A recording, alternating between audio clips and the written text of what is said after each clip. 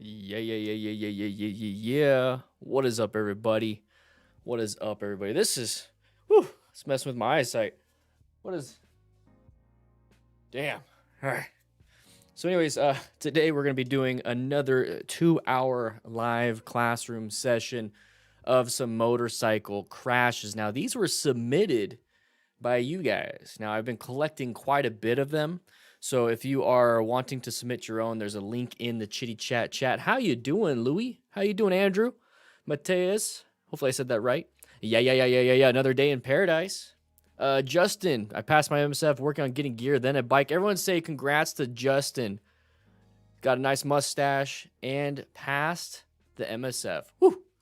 Love it. So yeah, you guys have been submitting these videos, and I've been collecting.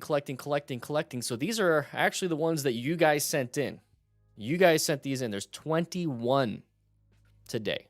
Okay, if we run out, we could always go to 99 lives. He's amazing. Just actually hit.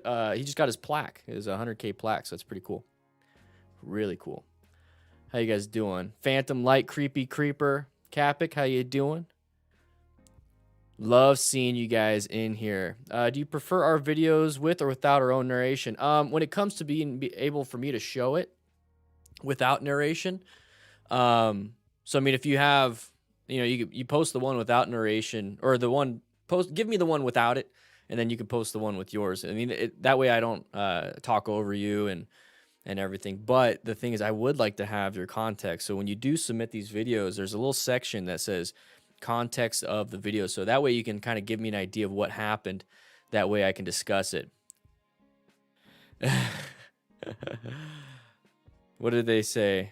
Yeah, it's weird. I don't know why Streamlabs was doing that. You know what? I think we're good when it comes to the Streamlabs thing, so I'm just gonna go ahead, and we don't need link protection. There we go. Let's just do that. How about that? Still got chat alerts. Guys, another thing is, if you want to donate, click the link in the chat, or not the chat, in the description.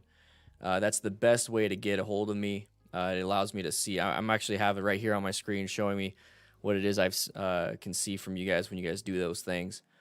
But we are giving away $800 in motorcycle gear.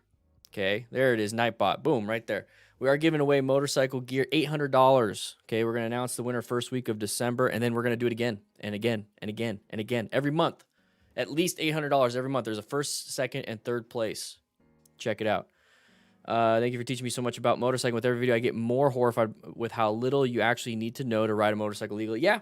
So that means the videos we watch are the close calls and crashes. So if you get more and more training, guess what? Your risk is gonna be managed pretty dang well. Another day in paradise. Welcome, woo, rookie member. It's good to have rookie members. It's gonna be popping up over there pretty soon. Gideon, I hope you're all having a great and safe day. We having a great day. Thank you for the $10 super chat. Totally appreciate it. Can you hide the chat? I'm on mobile trying to watch it sideways. Yeah. Here, how about this? Let's go into here. Let's get this started. Another day. Gideon. Woo. You ready? You guys ready to get started? If you do check out there's the original video is in the description. It's not listed yet. YouTube is not liking the fact that it has a bunch of crashes, so technically it's not ad safe. So I'm kind of waiting for a review on it, but you guys can check it out if you want to. It's a good video. Anyways, here we go. I put these together. Yep, there it is. There it is. Wolfgang with the 10, baby. Woo! You like that transition? Did you guys like that transition? Watch this. A little zoom in. Whoa. Somebody's getting crazier. So anyways, here we go. First and foremost, we're going to be riding. We're riding. Okay, not a big deal. Okay, as soon as you see those brake lights, guys, as soon as you see any of these brake lights, that should let you know, hey, something is coming up. Something that this person decides, hey, I got to slow down or stop is happening. So there's a decision being made. Creepy creeper, baby. Woo. Should come to Phoenix soon to come join on the. I know you've been posting that a lot on the Discord. I really do appreciate it. I'm gonna get some more stuff out so that way you have a little more resources to do those things. So watch out for anybody that's gonna be doing that because they're making a decision to not just go straight. So as soon as you see that going to orange stage, especially when you start to see all of these vehicles lined up, okay? All these vehicles lined up, you have this right here, so you have all these slashes, so you know that there's gonna be this turn lane going that way, depending on where you are in municipalities and everything. But we're moving forward a little bit, and we have a ton of cars still, okay? So you have that arrow, so signage is very important to pay attention to. But my biggest thing here is anything that can come out and hit me. The signs don't come out and jump out and hit you unless it's like super windy and whatnot. The biggest thing here is cars. We don't know what these cars are going to do. So the sign's just going to let you know to be in orange stage, but the threats are going to be the vehicles themselves. So that's why you need to go into orange stage around intersections. So you have a possible path of travel violation. Okay, so I know it's a little blurry. You know, whoever filmed it, there we go. We could do it on a certain frame. You have these vehicles right here. They're all stopped. Now, most of the time, they're supposed to, you know, turn right because that's why they got in that lane. Well, if you actually look back and you just go back just a little bit, let's go back a couple frames, and you're going to notice that it is a, well, it should have been a right turn only, but you never trust it. So sometimes, though, this is what I was getting at. Sometimes you're going to have this right here, but in this lane right here. So a lot of times people will get into that right lane and want to go straight just because it's there's less traffic in that lane for that specific reason, but somebody's turning right and then it backs them up so they don't like it. So be aware of that. It's not the situation here. But whenever I see a bunch of vehicles stacked up and my lane is moving, I'm always prepped and ready for something, especially when I start to see this. This is that side of the vehicle that you got to watch out for. As soon as you see that, really do something. You know, you really have to adapt to things. You know, you plan your route. You know, you plan your ride. Position yourself for safety. Locate. We located this hazard. Now we got to adapt to that hazard. So the best adaptation would be to slow it down and then move over to this lane. Okay, so you got lane position 1, 2, and 3. I'd move over to lane position 1 to give me the best space cushion. At the same time, decelerating. I'm going to make sure I decelerate so I give myself more and more time. Fuck, you know. Yeah, they're not supposed to do that. They're not supposed to just go around and decide to go straight. Okay, that's obviously not what they're supposed to do. That's what all these slash marks are. This is the gore area they're not supposed to be in. So this is one of those situations where it's like you didn't expect it to happen, and that's perfectly fine. You don't expect it to happen, but the thing is we're at intersections. So anytime I'm at intersection, there could be a path of travel violation. So I am always going to be prepped and ready for any weirdos doing anything. On a straight line with no cars, you don't have to prep like this. But when you're out riding and you're at an intersection, you never know when somebody's going to do something like this. A wild Beowulf, whoo, thank you so much. All right, let's go ahead and move on to the next one, right? Let's do it. All right, so let's go ahead and get all the way to the back. Now, I want it to be known, at least on this one, we're waving to people. You know what, let's just go ahead and watch it. Let's watch it. You guys haven't even seen it yet. I've only seen like parts of it. I only saw like the initial crash. I'm like, that's good. I'm going to save myself for later and go through it live because I want you guys to have that natural, this is what I'm talking about.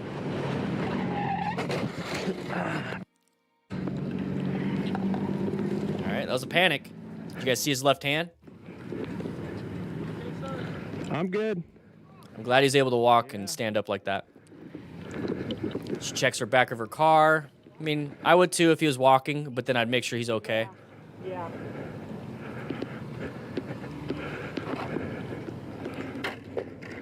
Yeah. Fender's a fender. He's got, his hands are good. Got another biker pulled over. So the other biker, or the motorcyclist, pulled over.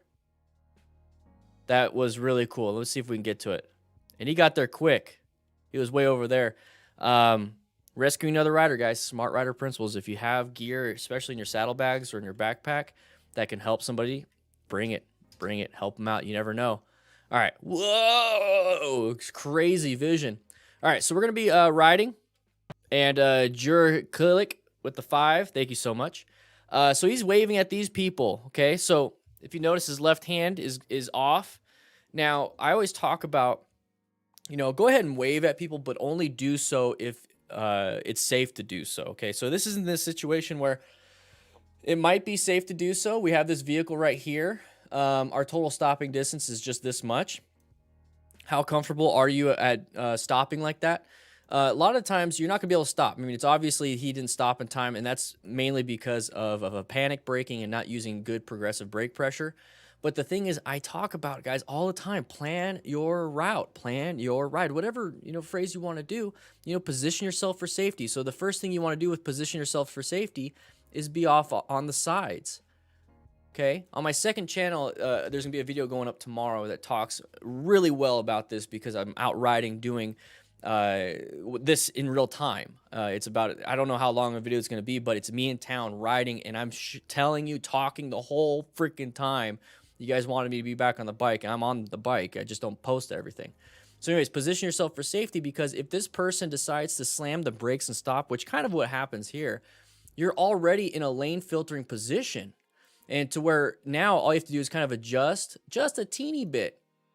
So like you're on the line right here, and now you're on the shoulder, and that's it. And you're not going to hit anybody. Now it's going to be that oh crap moment. So you're going to still want to apply the brakes, and you're still going to want to try to stop because you don't know why people are stopping.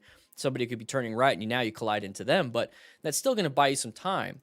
So always position yourself for safety. Locate the hazard. This is going to be a hazard. You can't see very well either going around him, from either side, because you're right behind him, and this is all you see. So always position yourself for safety by giving yourself the best escape paths, give yourself the best space cushion, and then the best vision first and foremost, okay? Oh, gave myself a little dot right there. All right, so right here, look at his hands. So he's waving, and it's, oh crap, look, we got really close to that front car. Now, this is one of those things where you don't have a lot of room or time to mess around. So look, he's gonna, oh crap, and it's that immediate, oh crap. Is that where our hand goes? So that's definitely a panic. The fingers on the right side aren't really moving. So whenever you see people in a car crash and they have like wrist injuries, it's because they're putting their hands out at the steering wheel, and then the airbag blows up, and then you start having wrist injuries. But a lot of them are like putting their hands out like, oh crap, like that's going to do something. That's a pure panic. That's a huge panic. And that's what's happening right here. Now, that's perfectly fine. He probably learned it after action review. Maybe some of us will panic like this. But the thing is, when I talked about at the beginning, keep your hands on the handlebars in an area that you need to. I do a head nod to these people if I was in this situation, just because it doesn't feel too safe. So there's another, now the panic grab on the right side with that panic braking, loss of traction. Okay, we talk about that all the time, loss of traction. So we already crashed before hitting the car. So the car didn't cause us to lose traction or cause us to fall down. What happened was that we lost traction on that front tire, and it just kind of slipped up from underneath us because we applied way too much brake pressure, and it took all the traction away from our tires, and then boom, into the back of this vehicle. So progressive brake pressure might have slowed him down enough to be able to make a decision to go off to the right or the left of the vehicle. Who knows? But in this situation, it doesn't seem like there's much he could have done. But what we can gather from that is practice our braking, practice our space cushion, practice planning.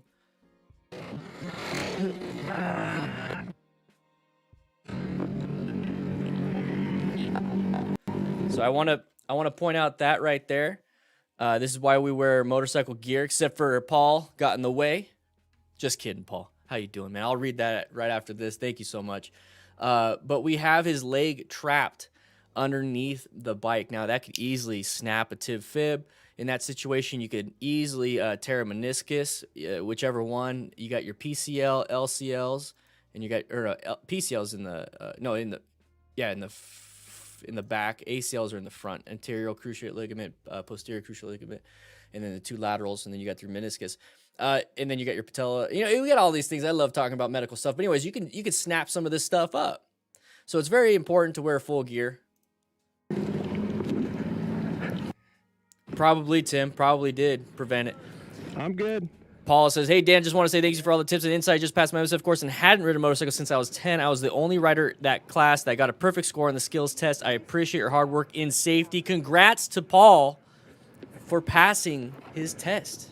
Woo!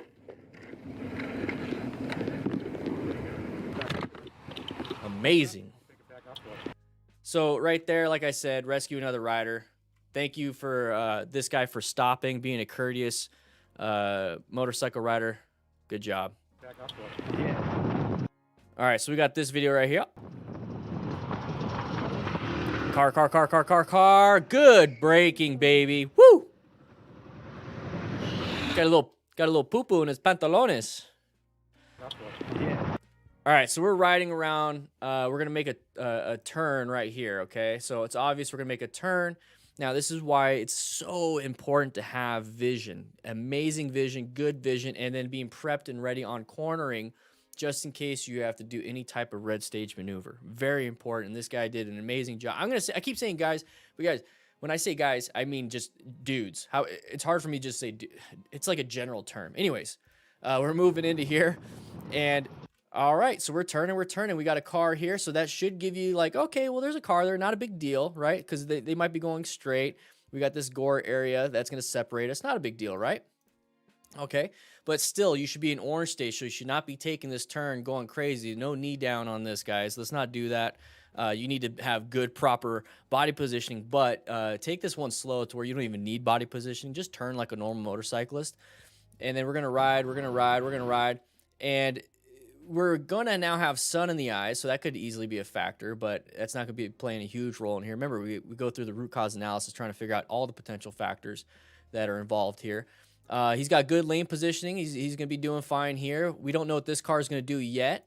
This car is going to make a quick adjustment in where they're going. All right, soon as you see these tires,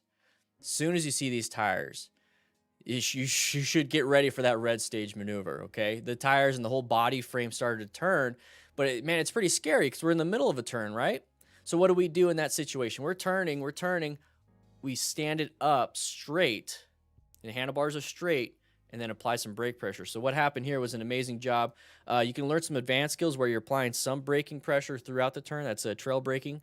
And then it makes it to where you have that traction already to where you can squeeze just a little bit more and you can slow down quite a bit. Even in a turn, it's an advanced skill. Take an advanced class for that. But right here, he's doing an amazing job when it comes to standing it up. So let's see what happens there. See how it's straightened up? So this was really good. Absolutely amazing job. This is not the United States, so you guys have some great training wherever this is at. But amazing job. Everything's straightened up. And he applied progressive brake pressure. So once you get a little bit of brake pressure on that front tire, once you get a little bit of weight on that front tire, you can squeeze more and more and more. And that means you can go from 10%, 20, 30, 40, 50, 60, 70, and 100 super quick. You don't have to do 10. Okay, now 20. Okay, now 30. Okay, now 40. No, you could do 10, 20. Then you feel that weight transfer. Boom, you could squeeze it in pretty good, and you should be fine. But great job stopping or slowing down just enough. And here's the thing. The one thing that really saved him was not hauling ass through this corner. If he was going way faster, he would have already impacted, or he would have tried to apply more and more brake pressure when he wasn't stopping in time, and then boom, dump the bike. So speed, the right amount of speed, maybe even slower, on some of these turns are going to really help you whenever it comes to an emergency situation. It's very important to do the right speed because you wouldn't be able to stop in time. And that's the whole deal. A lot of motorcyclists don't do that. They like to speed. They like to go fast. I get it. I understand it. But the thing is, go ahead and slow it down a little bit because you never know what's around that corner. Whew. Guys, we are giving away motorcycle gear. Link is in the description. Over $800 every single month. Oh, $5 to enter. Oh, that hurts. All right, watch out around that corner. If he fell, somebody else is going to possibly do it. You're in a group ride. There's some more people. Block traffic. Oh, did somebody else just crash? Yep, somebody else just crashed. So this was all that was sent in. There's not anything else. I don't think. Is there more? No, that was it. So let's go back to that. And it's a little blurry. It was a little blurry. It's perfectly fine though. We can decipher what's happening. All right, so we're riding. Okay, this is a good space cushion when you're in a group ride. This is what I would be doing. Great distance, great space cushion. Nobody is like, here. Like nobody's like close. I like the fact that they are this far apart. So if you're going to be riding in a group ride in the mountains, do this, because now you're able to see all of this just in case you have to ride your own ride, just in case there's a pothole, just in case there's something there. See, the scary thing, though, is that it's a blind turn. See how this is as far as you get to see? And that means you have to ride within that. Okay, never assume that the rest is clear. Okay, so we got signage right here. We're increasing the speed. You heard the RPMs go up. This says it's a 25-mile-an-hour recommended 90-degree turn.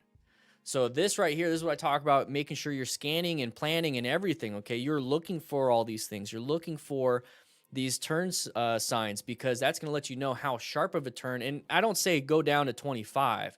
I'm saying if the speed limit is, let's say, 55 and it's recommended 25 for normal vehicles, that's a huge decrease in speed that's recommended for this.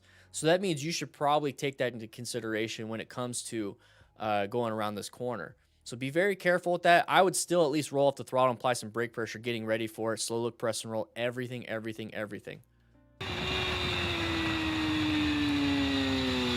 All right, as soon as you see this and you see that they're not in the same line that you are and they kind of went off and did this, just assume that they're going to crash.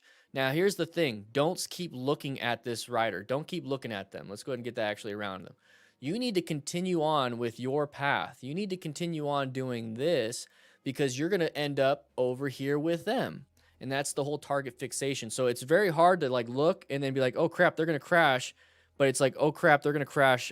Now I know how to rescue them. That's their emergency. I need to make this turn. I'm going to still slow down and do everything I need to do to stop as soon as I can.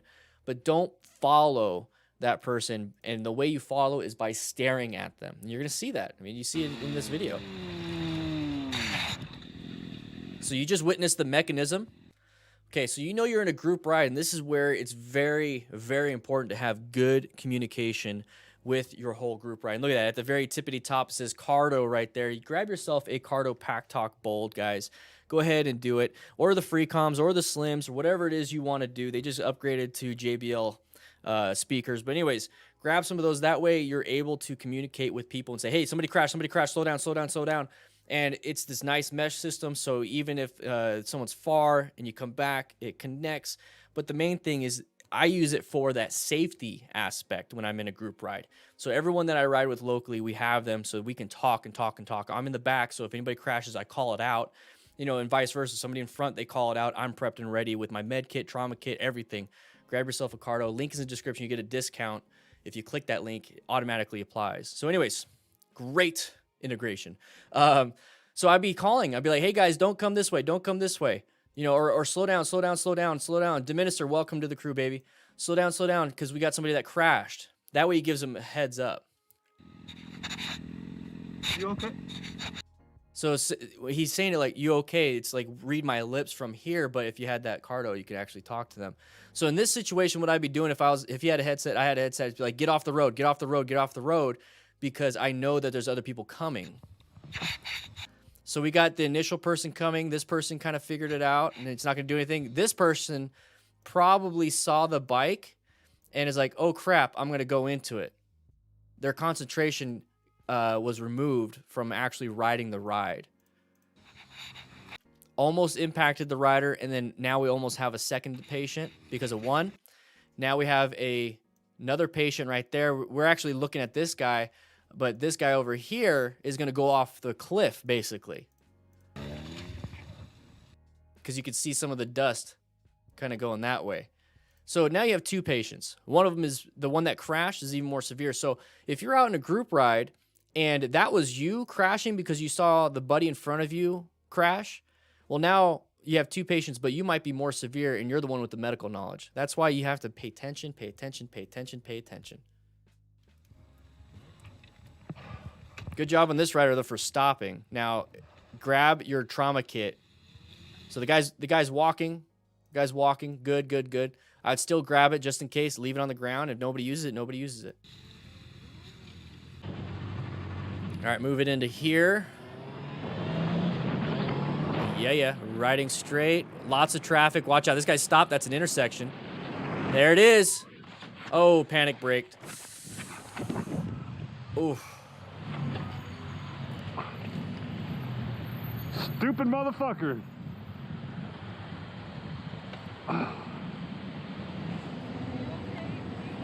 Yeah, double check your body. Oh, 3-week-old bike. Yeah, you want to see it on video, motherfucker? Got you on video, bro. Oh, he knows. That was my turn. You know that, right? It's not your turn. It's fucking straight. License plate. It was my turn. You don't. I got you. You don't. Brother. You have to yield. Right here. You have to yield to the motorcyclist because he's going straight.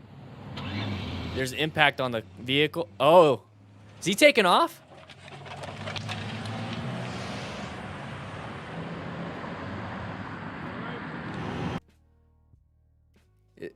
He took off. So when I get these videos, what I do when they're submitted to me, I'll scroll through because I ask when the crash happens.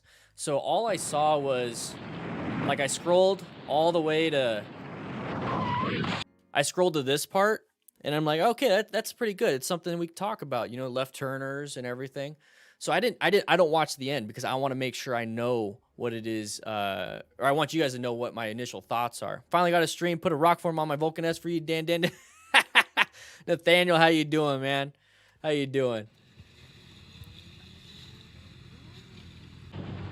All right, so we're going to be turning right here, just coming from an intersection.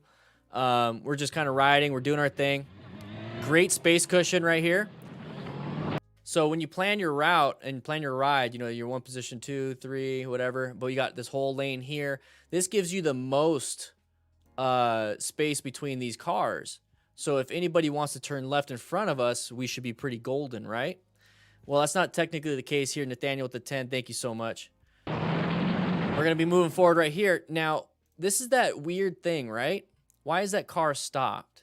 More than likely, it's going to be turning left, right? They want to turn left to go this way, right? They want to go that way. So as soon as I see that, this is that clue. This is that pattern I talk about. We talk about sides of vehicles all the time, but here's another one. That uncommon thing in a common situation. Why is somebody stopped right there? And that's to help you understand that it's an intersection. Okay, so that clue tells you the hazard. This clue right there tells you intersection. Once you hear intersection in your brain, you know, even if it sounds like me, intersection, guys, intersection. Make sure you go into orange stage in intersections. If you hear that in your own brain while you're riding, amazing. The thing is, that is an orange stage intersection. Got to get ready, got to get prepped, cover those brakes, be prepared to do a progressive brake pressure, maybe slow it down just a little bit until you pass the intersection, go back into yellow stage, have a great time. That is what I do. That is what you should do. Trust me, it will work. Test it out yourself. So the biggest problem with this part is that this person's blocking any line of sight. So this is our line of sight right here. I don't know what's behind this vehicle. I don't know what's behind this vehicle. My line of sight is obstructed. So once that happens, I am prepped and ready for anything, okay? Swerving, braking, whatever. So I'm rolling off that throttle if I had to. Boom, there's the culprit right there.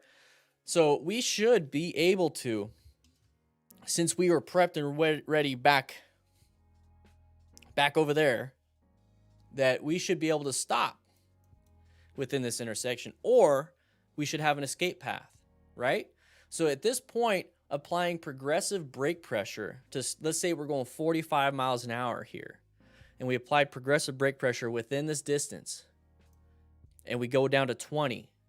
That 20 miles an hour might give this car enough time to go or see us and hopefully stop somewhere so that we can go around them. That's all it really means. Progressive brake pressure, emergency maneuvers, you don't have to stop on a dime. You don't have to swerve in the perfect escape path. You just have to make sure that you don't collide with something. And a lot of times, all that means is slowing down enough to allow that vehicle to go. Okay? People don't want to hit people. They really don't, especially this person. This person didn't want to hit us. He took off afterwards, probably had some other things.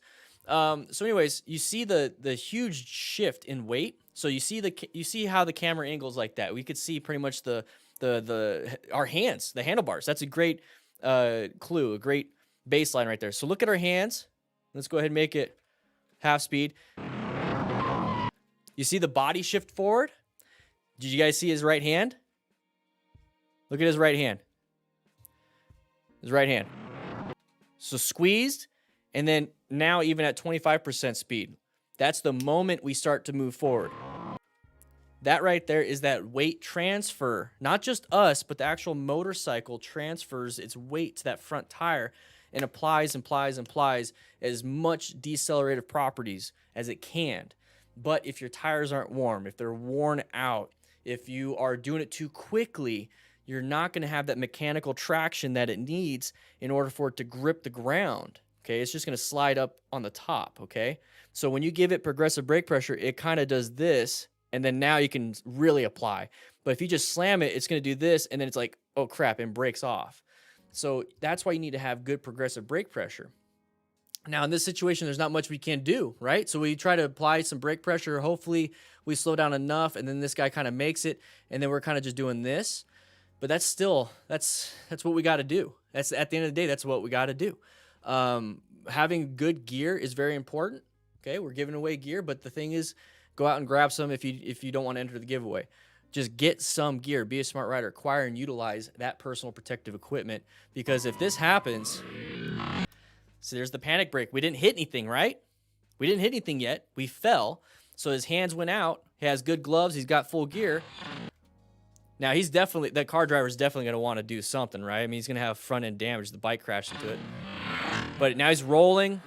Multiple impacts across the body. Multiple impacts into the curb. Look at that. Look at that. Make sure you guys get full gear. Please, please, please. And then if you're ever in a crash, do what this guy does right here. He gets to their license plate with his camera, and he's like, I got your license plate, so if it does take off, you got it. You could always give that to the police. Fucking bike's 3 weeks old. 3 weeks old. Oof. Oof. Yeah, you want to see it on video, motherfucker? Got you on video, bro. That's a good thing with video. That was my turn. You know that, right? It's not your turn. It's fucking It was straight. my turn. He's got his license plate. So the driver's like, it's my turn. There's no turn lane. You're supposed to yield for oncoming traffic. It is the driver's fault. So let the court decide. You know, do what you have to do. Got his license plate. File a police report. They're gonna catch him. He's gonna have more troubles because he did take off from the scene.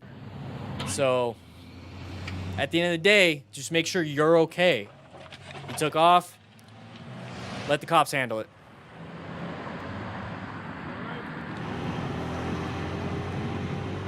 Guys, if you do donate through the link in the description, your name goes at the top.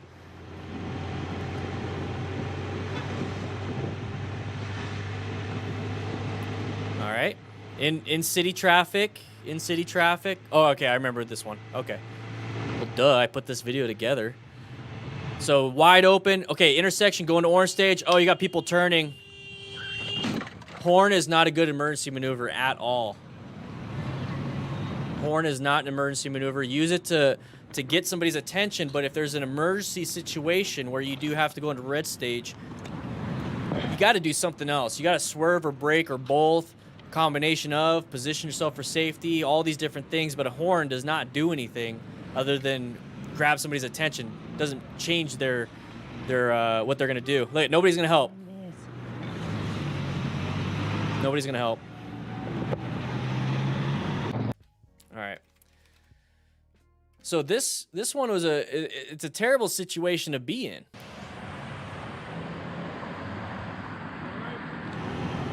All right. So, you know, I noticed that I say all right so all the time after we watch it. I think I need to make that an emoji. Just put all right so. But while we're here, might as well call out some of these super chats. I'm sorry, guys. And once again, if you donate through a link in the description, your name goes, see where it says Paul?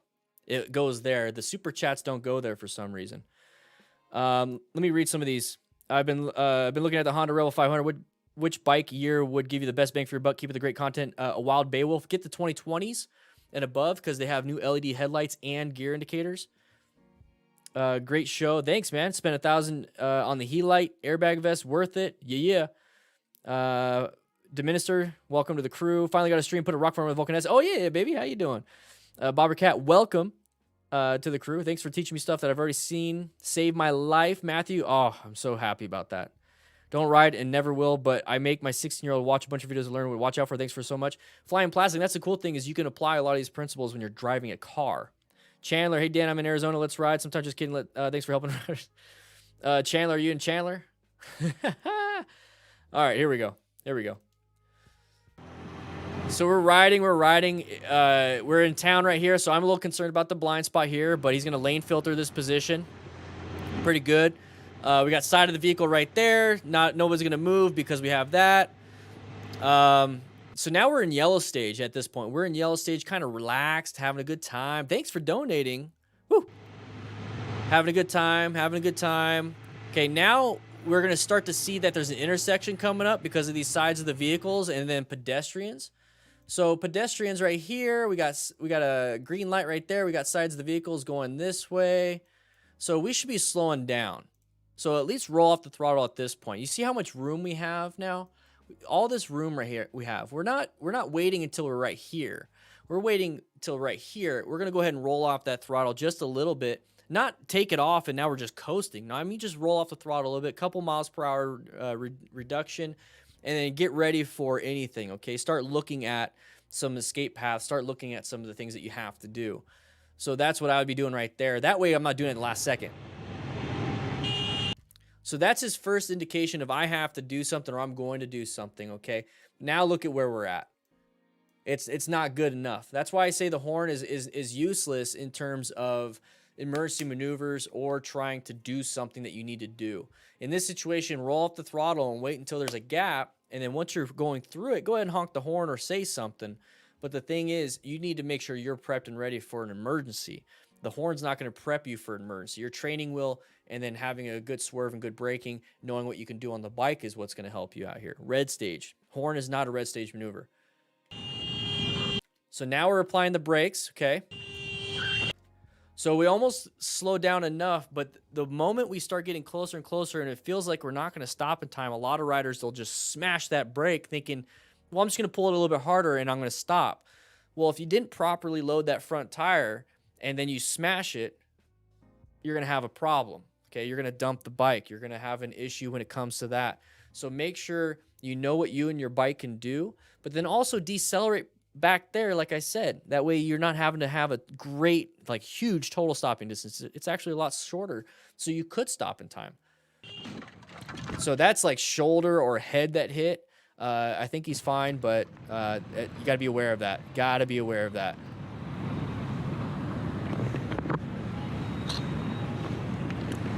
Just gotta be aware of that.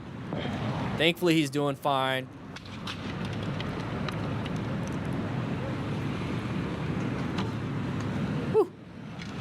FBJ 07, baby. Try to practice every chance I get. Thanks as always. Amazing. Deborah Rudder, welcome. That's awesome. All right, so we're going in and out of traffic. Good head check. Good head check. That's as quick as you need it. All right, we're having a little too much fun here. Watch out for in-town stuff. Oh, look, we got pedestrians right here.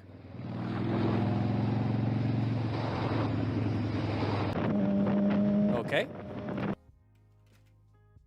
One sec. I want to see.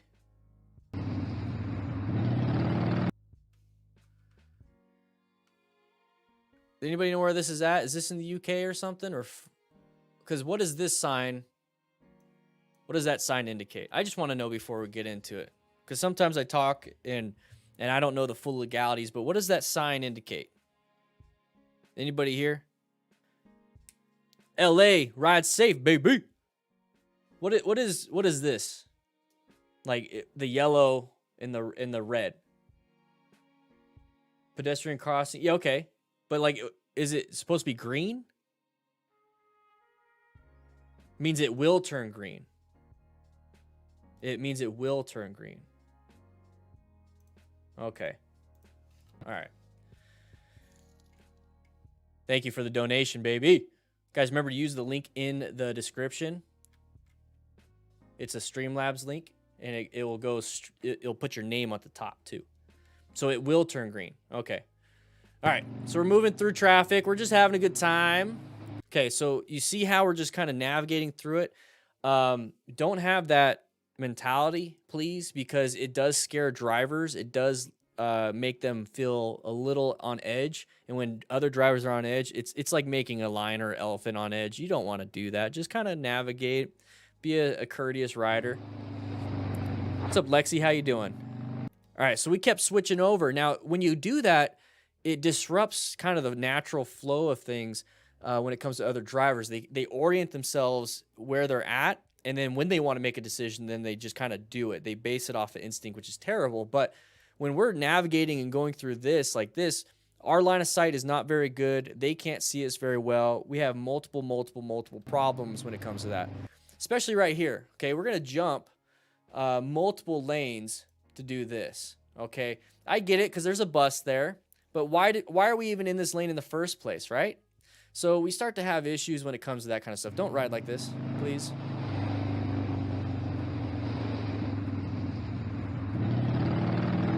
All right, so you guys were saying, let me go ahead and do something real quick. You guys were saying that this light, there's a light right here. Once it turns yellow, it means it's about to turn green. So this rider's anticipating that it's going to go green. I'm not going to check. The thing says it's going to do it, so I'm just going to do it. That's where you assume, just like in a turn, that the road is clear and you're just going to haul ass around that turn when in fact there's a car stopped or a bunch of rocks and gravel in the middle of the turn that you didn't see. So right here, this person just anticipates the coast will be clear. You already have pedestrians in the intersection. You have multiple right here. I think they actually got off. These ones are going this way. You don't see anybody because of this vehicle right here. So that's all that line of sight that we keep talking about. Having good line of sight is very important. So he's slowing down just a little bit. Hey, Poppy, thank you for the donation. But he sees that it's going to be yellow, which means goes green, correct? So he's getting ready to go. So that's where he's looking. Okay, he doesn't see that there's a pedestrian right there. So what you determine is important to you is what you're going to look at. So if what you determine is, I want to wait until this thing is green so I can gun it, you're staring at that light. You're not looking and scanning and planning your route, positioning yourself to say all that stuff. You're not locating hazards. You're locating things that will make it to where you get to ride fast. Okay? Locate hazards. That needs to be your baseline. You need to look for hazards and then look for these things. But he's not looking for hazards. That right there.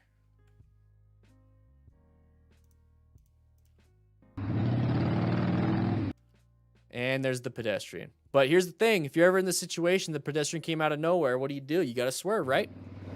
Good swerve. But we keep putting ourselves in close calls. Sooner or later, we're going to have a crash. So minimize as many close calls as you possibly can. And that's through risk management. And the way you can reduce your risk is by having better skill in terms of your fundamental skills or with your situational skills. Smart rider principles, guys.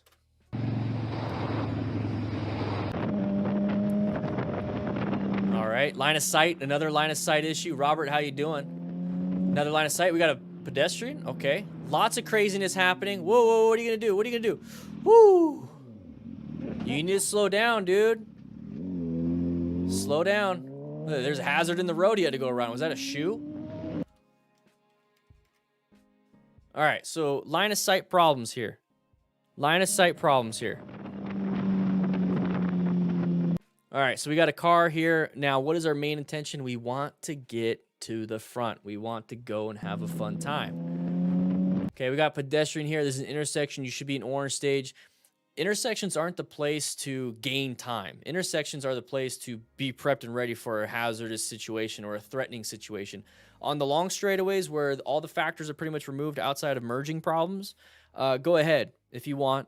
It's up to you, but don't do it in an intersection. This isn't where you gain time. So we want a lane filter, right? It's kind of what he wants to do. He wants the lane filter. You got two massive trucks right here.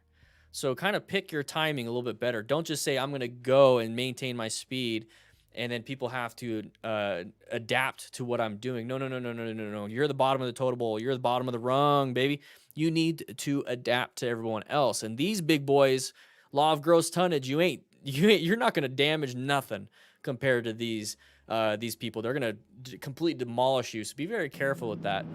So he wants to lane filter, or he wants to make a choice, couldn't make a choice, starts applying some brake pressure, starts messing him up a little bit. Look at that. Last second, kind of had to swerve out of the way, but you know what? He braked and swerved, did it, right? Found an escape path. That's perfectly fine. Now look at the escape path we have.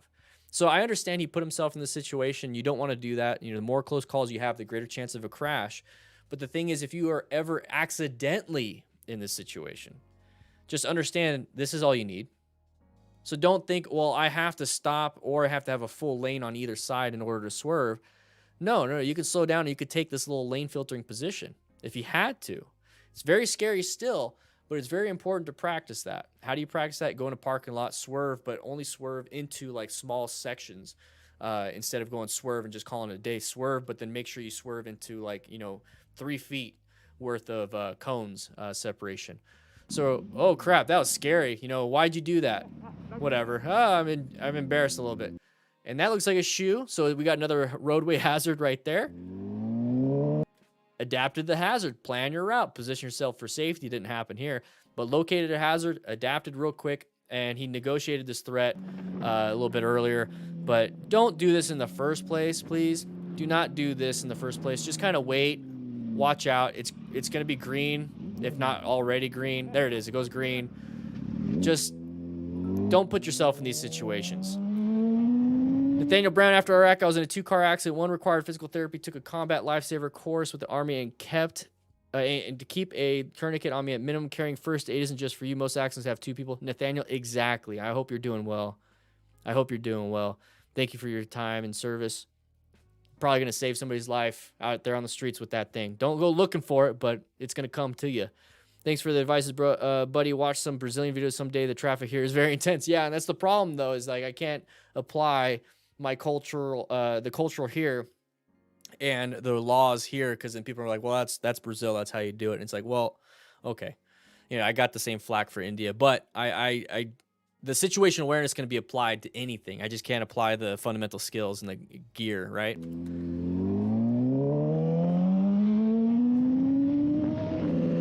Alrighty. And we're going 50. Not a big deal. Oh, there it is.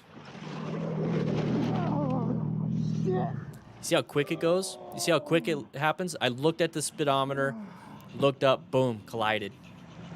Whew. Scary. You all right? Yeah, that was my fault. Oh, fuck. Don't say that.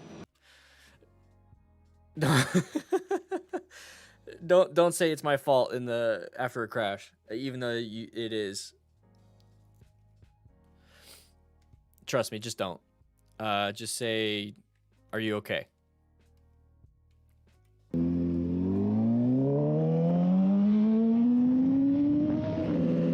Alrighty, so what we have here is we have a car right here, and that car is slowing down. Now, why is that car slowing down? We can barely see it, but we have this white vehicle in front of this vehicle. Now, more than likely, you notice how we have this right here. We have this building here. That white vehicle is probably turning left.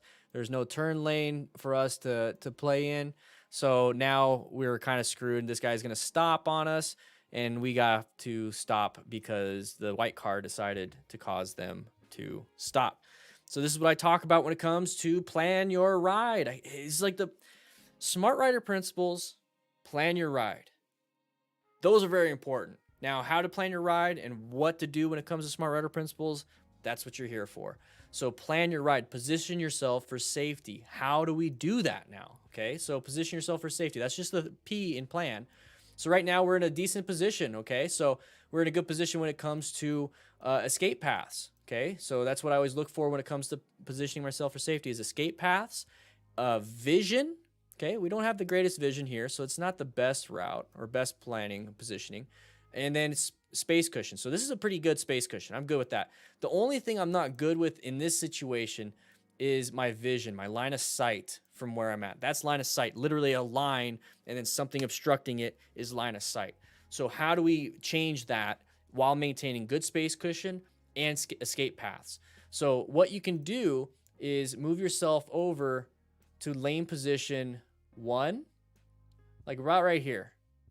I'd move over to there. That way my line of sight goes to the left side of that front car, that red car. So if that white car applied the brakes, I know that the red car is going to start applying the brakes. But when I know that the white car is, I'm going to start doing it. So I'm going to have the same perception and reaction as the red car because I see the vehicle in front of him. So that is what I do when it comes to line of sight and positioning. Now, okay, so we talked about the other things that when it comes to positioning, so I need to have a good skate path or a good space cushion. This is the same space cushion if you're off to the side. So same space cushion, still good. Now, escape paths. Well, you have this over here, and if you had to, you could swerve all the way to the right. So you still have that. And remember, escape paths isn't just left or right. You can go decelerate by brake pressure. And this is what I like about this position is that if for some reason we weren't paying attention, hopefully, we pay attention right at the last second. And since we're right here off the side, we just kind of go past them. You know what I mean? Because we're not exactly behind them. We're off to the side of them. So even if I'm not paying attention, I close my eyes and they apply the brakes, I'm just going to go right past them. Hopefully. So it sets me up for success in that situation. But you only figure that out if you're situationally aware, you practice fundamental skills, you acquire personal protective equipment just in case something fails, you rescue another rider, and you teach and mentor another rider. So he was looking at his mirror. I think that's what happened. He was looking at his mirror just for a quick second. Not a big deal, right? Happens all the time. So he's looking at the mirror. Now he looks up. Oh, crap. Not enough reaction time. Look at his right hand.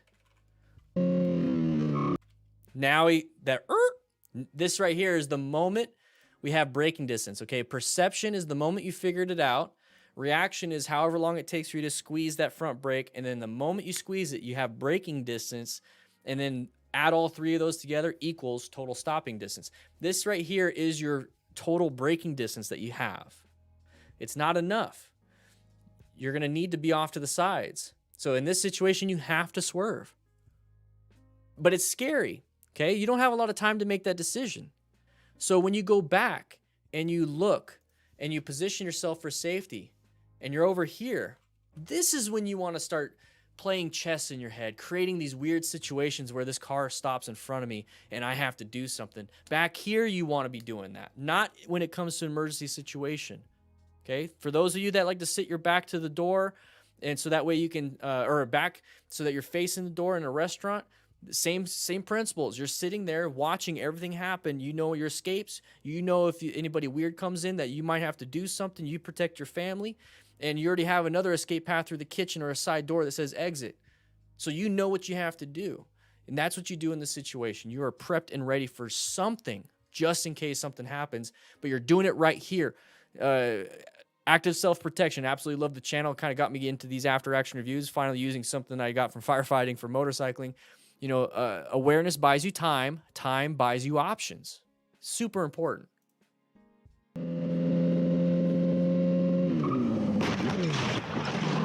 Almost made it. If he just had a better position. If he just had a better position. You know what I mean?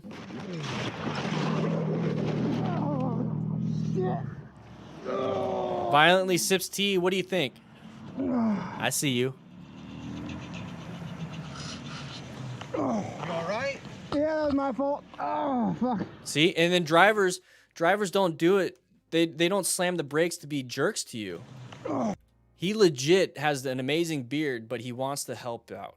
Okay? So even if you're not a smart rider yet, be a smart driver, have a trauma kit, rescue other people in car accidents or in a motorcycle accident.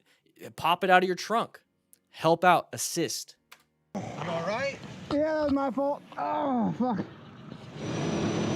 All right, group ride. Decent spacing, nobody's hauling butt, so this is good. Be very careful though. Oh, no, don't put your foot down.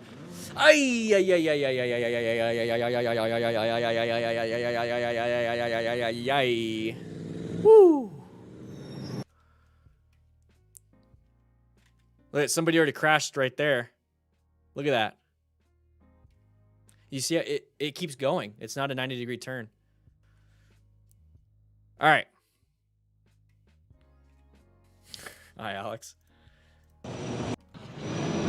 All All right, so we're riding around, and we're in a group ride, probably all in comm system, probably using the rock form mount.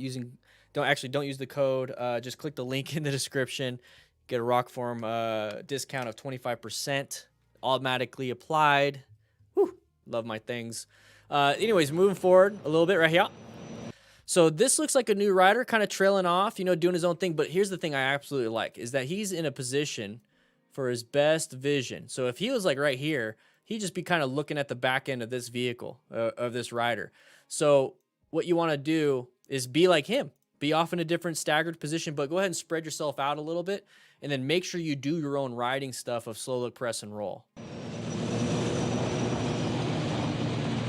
So there's the slow. You see the brake lights, very good. Now we got to look where we want to go. Don't worry about this person. Don't worry about us as the cameraman. Don't worry about those things. So we're not leaning yet. Okay, we leaned in way too late. We turned way too late. This turn is already going, and now we are. So he might be going a little too fast. So this does look like a new rider. It absolutely does look like a new rider. He has the good position for vision, so that's very important. He has good line of sight. He has good escape paths to right or left. But the thing is, he's just not ready yet. Okay, you have to take a lot of these things slower. And then you also have to start on something easier, especially as a new rider. This will never help. That will never, ever, ever, ever, ever help. So the instinct of, especially with slow speed maneuvers, is I'm going to fall down, so I'm going to put my foot down. No, on slow speed, I'm going to fall down. I need to do more counterweighting. That's how you fix it, because you don't want to touch the ground. Okay, these motorcycles aren't designed for you to paddle it like the Flintstones. So in this situation, you feel like you're going too wide. I need to kind of put my foot down to slow down and stop. It's like a natural reaction because I want to stop before the dirt. What you should be doing is, I'm going too wide. Let's really commit to it. Commit to that turn. Like, you know what? If I don't commit, I will crash. This is that moment of fight or flight. Right now, he's flighting. Flighting. He's fleeing. He's fleeing. What you need to do is fight for this situation. You need to get into it. Turn into it. So putting your foot down is not going to help out in this situation. But this is one of those things I want you guys to see. So if you put your foot down thinking it's going to help you stop, the moment it touches, it's going to grab traction from the ground. Come on. Come on. There you go. It's going to grab traction. Look at that. And sling your leg back. And that's going to cause you to lose absolute balance and function. And he's going to try again. And right there, ankle snapped, hamstrings torn, knee ligaments are donezo. I'm not that flexible. There's the growing tearing. Now you got arm lacerations, arm, shoulder. Lots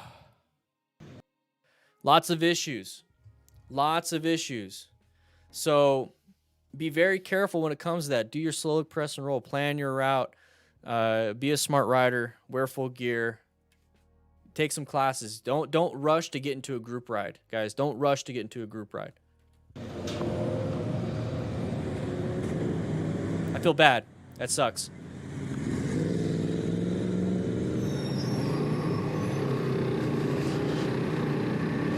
All right. Lots of traffic. Definitely not what I'm used to. All right. He saw that. All right. Gravity just attack him out of nowhere. Ooh, he's guarding that leg. He's guarding that knee. Okay, got a tear. Ooh. That's why you wear full gear.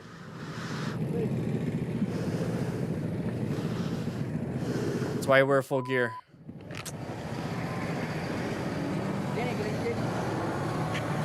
Just in case. So how do we prevent that? Let's go ahead and talk about that.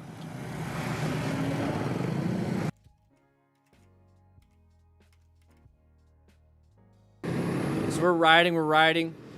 So he's already covering. So he's doing good. He's in orange stage, right? Well, orange stage isn't just about covering the brakes and covering the clutch. Orange stage is about searching for specific hazards and then utilizing the correct red stage maneuver if you need to do a red stage maneuver. Planning your ride, you can just adapt to it. It's not, you're not doing anything crazy. You're adapting is just like switching lane positions a little bit, maybe applying just a little bit of brake pressure because you know that someone's going to come in. Red stage is like swerve or emergency brake. You know, you got to do something. So he's kind of prepped and ready, right? He's prepped and ready, doing a decent job. Now we got this red vehicle. It's going to have this nice right there. So right here, we're only going 34, I'm going to say kilometers per hour. Okay. Is it kilometers in India? I'm assuming this is India. I'm just going to say it's India. Most places outside the United States doesn't use miles per hour. So I'm going to say kilometers an hour. You should be able to stop from here to there if this is kilometers per hour with good progressive brake pressure. With our hands already on the clutch and on the brakes prior to this whole thing, that reduced your reaction time by quite a bit. So all you have to do is perceive, react a little bit with a squeeze, and then brake. So that's all you have to do. It's Philippines. Everyone's saying Philippines. So let me know. So what happened, though, is what I tell you guys. Just straighten those handlebars. Straighten, straighten, straighten. So it's not good to apply a lot of brake pressure when the handlebars are not. So right now, they're straight. Handlebars are straight, but we're going to try to navigate around this red vehicle. We see him coming, but we swerved and braked at the same time without good traction. So there's this attempting to swerve. See how the handlebars are turned? And we're also smashing the brakes. So now we're turning and deceleration. Okay, there's three things when it comes to traction: acceleration, deceleration, turning. And you want to minimize as much as possible if you're going to give one of those a lot. So if you're going to give the braking a lot, you need to minimize your turning and your acceleration. If you're accelerating a lot, you obviously don't want to brake. And then if you accelerate and give a lot of turning, guess what? You need a lot of road. In this situation, he's just going straight. So deceleration, applying that brake pressure, and then swerving, which is a very sharp maneuver, is going to cause that loss of traction in the front. And it's going to immediately dump. So this is why you need to have progressive brake pressure and actually know what it is you need to do in terms of a red stage maneuver. You need to know what your bike and what you can do in a parking lot first. So go to a parking lot, swerve, brake, do all those things. Check out the second channel, Motorcycle Training Concepts. That's my second channel. It's me on the bike doing all these things that I talk about. Check it out. I know you guys like the after action reviews, so I separated them all. But check out that second channel. Links in the description too. So there's the knee impact. That's where we have gear. Okay, we have impact protection on motorcycle-specific jackets, pants, boots, gloves, and then helmet, obviously. It also has abrasion resistance. But the knee, the elbow, the shoulder, the hip, the back should have some type of CE-rated armor in there. And that's going to help minimize the impacts into the bones, into the ligaments, into the flesh. And then the rest of the gear is going to help with the abrasions of you sliding. So this is what happens when you don't have it. Immediately guarding, because there's the most amount of pain that he has at that moment is the knee. He probably has pain everywhere else, but that's the one that's really getting him. So that right there would have been prevented with motorcycle gear. Now, I'm going to take that back. Not prevented, it would have mitigated. So it would have actually made it less severe. So if it was a 10/10 pain right here, it might have been a 5/10 pain. I would rather have a 5/10 than a 10/10. So make sure you have gear, guys. Click the link in the description. I got all these resources for you guys. We got discounts from so many different places. We got affiliate links, everything, because of you guys. You guys made this all possible. So let's support some of the sponsors like Revzilla. We're actually giving away gear, by the way, if you didn't know that already. Click the link in the chat and the description to enter to win. Every month. Every month.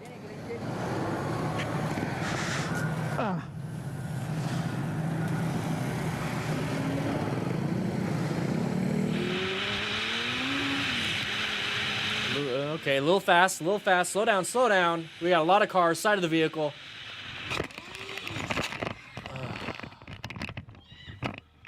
All right, walking wounded, green. All right, do a quick assessment of your own body. If this is you, do a quick assessment. Okay, is my foot working the way it should? Does my knee feel comfortable? Like, how does... Oh, we got Chicago police on scene already. Good. First responder. You can kind of just chill. Let them get their stuff. They should have trauma kits. But who knows?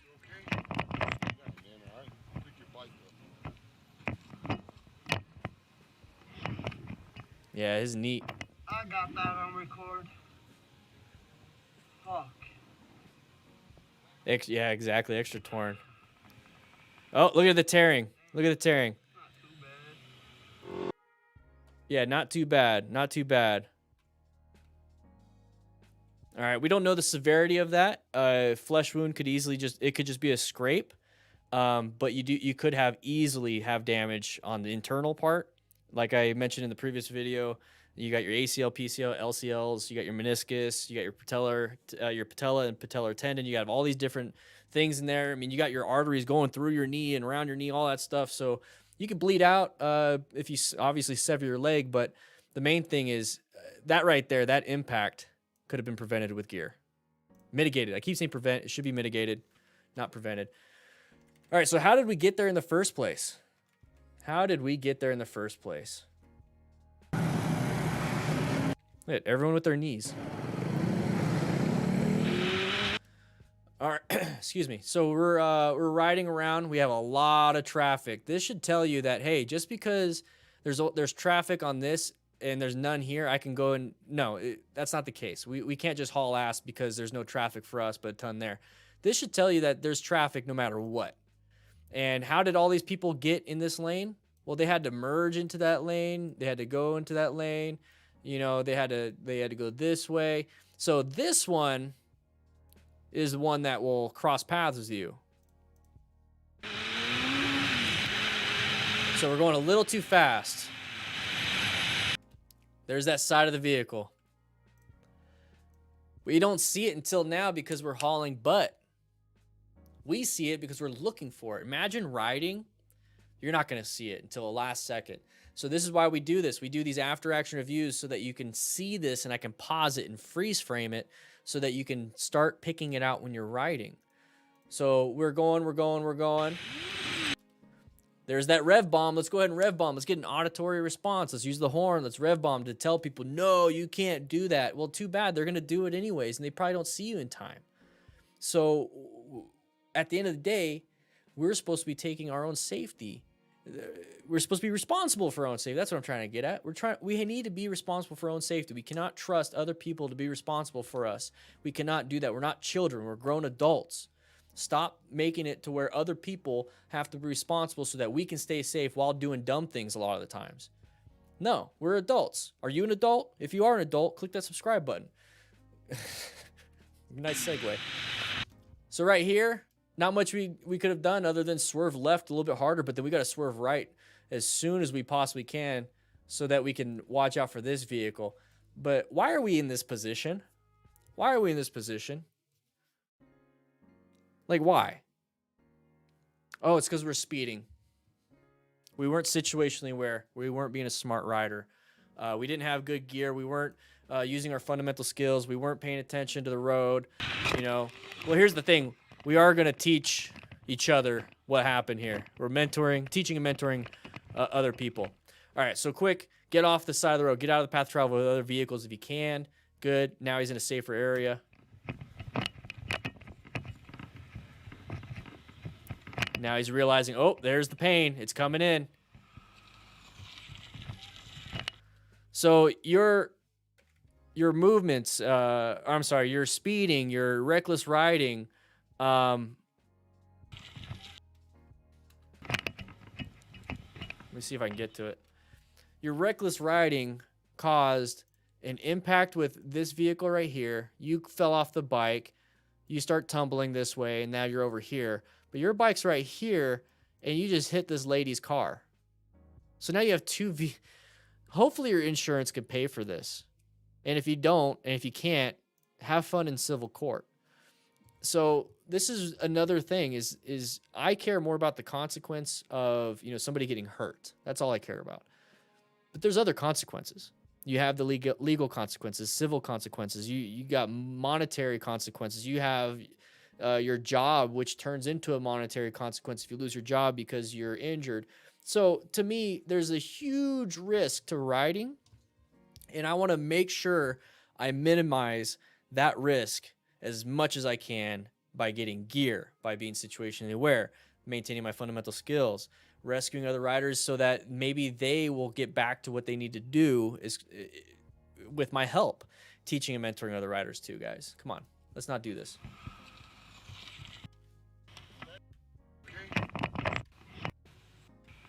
Wear gear too. Look at that. Wear gear. Hey, yay, yay. Side of the vehicle, side of the vehicle, side of the vehicle, side of the vehicle, side of the vehicle, side of the vehicle, side of the vehicle, side of the vehicle. Good. Okay. I'll get honking the horn in that situation was good because, and I'll tell you why. I'll tell you why. All right, honking the horn in that situation was fine because he did other things prior to honking the horn. He positioned himself for safety, located the hazard, adapted to the hazard, didn't have to negotiate a threat at all. So right here, side of the vehicle. So being situationally aware means you're actually actively looking for hazards. The side of the vehicle right here is the most easy pattern to look for and see. And that right there will tell you a path of travel violation.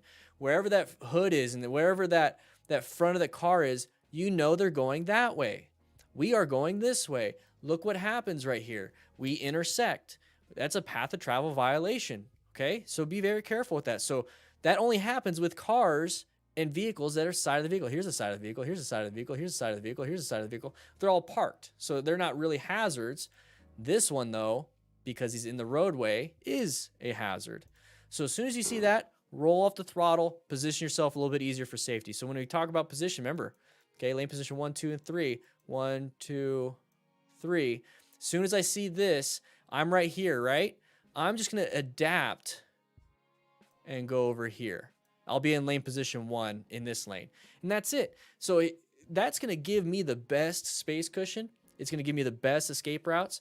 And I have great vision because now I don't have this car in front of me. So that's amazing. But here's another thing. It's going to give this person an opportunity to have a free lane. So they're going to get into it. So we are all being cooperative. We're all being helpful. We're all being, you know, good riders, good for the community. We're not being looked at like bad people out there riding because, you know, the image that motorcyclists have. So maybe if we start doing this more and more often, maybe we get better laws when it comes to motorcycles. I'm just saying. I don't know. Maybe I'm wrong. So anyways, we're going to do this. Soon as they saw this, you notice that he's maintaining a space cushion. He's not fighting for his spot. He's not running up in here to fight for it. So this right here is being a smart rider. Saw what's possibly happening, maintained a good space cushion, has an escape route to the right because this person right here is coming to our path of travel. There's no honking until after the fact. He moves over just a little bit. When I say after the fact, I mean during the fact, but he's applying brake pressure and he's also moving over to this lane, okay? So it's fine to honk the horn in this situation, but when somebody's hauling like 50, 60 miles an hour, they're not going to hear you. In this situation, it's fine, especially since he's actually actively moving, okay? A lot of people, they'll just go here or they'll go here towards the vehicle and honk, trying to get their attention, when in reality, what you need to do is move over and then, fine, go ahead. Go ahead and honk a little bit. But the thing is, this is what I care about. This is what I care about. I care about the moving to the right. Get yourself out of that situation, then say something. Don't do it and fight. You see how he has to increase his speed? You hear the RPMs again? It's because he's actually applying more throttle. It's because he slowed down prior to this. Also take a look. Whenever you see a car with a lot of damage or any type of damage, see how the hood? It means they're not the best riders. All right, here we go. Wait, real quick. That's not a rock form mount. Grab yourself a rock form mount. Click the link in the description. You get 25% off if you click that link. Yeah.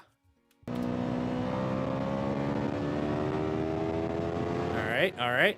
Oh, we're having a little fun here. 120. Slow it down. Blind curve. Oh, yeah. Oh, there's the ditch. Well, you're not getting to point B as quick as possible if you're not on the road and you're in a ditch. You know what I mean?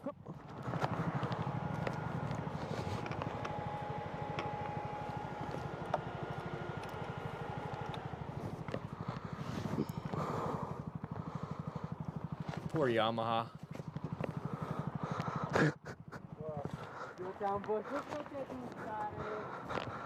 I thought Harleys were only thirsty all the time. Hai să vedem Scarlet. cum îl scoatem. Stai așa. Urcă față, basculă spate. Nu trebuie să o pui de aici în picioare pe partea asta. Hai să-mi bag pula. Ce?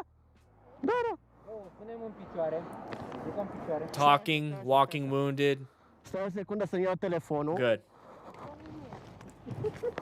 See? If he had a rock form mount, it would have stayed on. Would have protected that. Așa.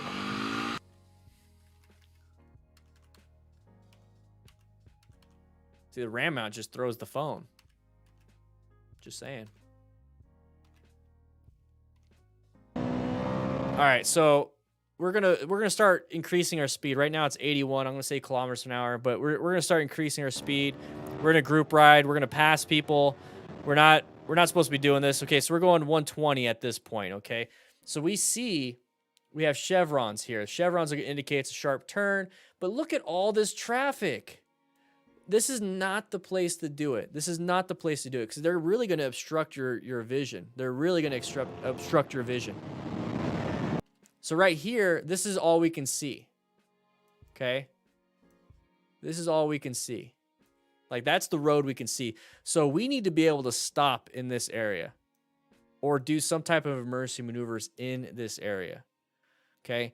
Because this is all we can see. Now, it's gonna change, right? We're gonna see more and more the more we go, correct? Yeah, that's fine. But right now, we're hauling butt with the assumption that it's still gonna keep going. We don't know that. So why did this happen? Yeah. Realized something. I'm guessing that the second word is realized something. Sharp turn. Very sharp turn. We're not prepped and ready for this. You know, we got the chevrons, all that stuff. We're not prepped and ready. We don't have good positioning. Maybe if we committed to the turn, we could have, but more than likely we're going to low side. So let's not do this in the first place. So proper speed, solo press and roll, being situation aware that we're in a lot of traffic, curves are dangerous, orange stage. This isn't the area to haul ass and have a ton of fun, right? This isn't the area to go, you know. Yeah, we're not. There's other words I want to say, but I'm not gonna. But this isn't the area we should be doing it. Okay, we should not be doing it. We could pick a different time. You know, maybe the same corner is very fun at a different time of day, but this is not the time to do it. If you crash into a ditch, you're never gonna ride. You know, you're not gonna do this again if your bike is gonna do this. So save your fun for the times that you can have that fun and mitigate these risks with proper skill, with less factors like cars and sun and road debris and ego. Remove as many factors as possible. Okay, guys? So this one right here was a lot of speed. This one right here was a lot of ego. And if you removed some of that speed and removed some of that ego, might not have happened. So just minimize a little bit, okay?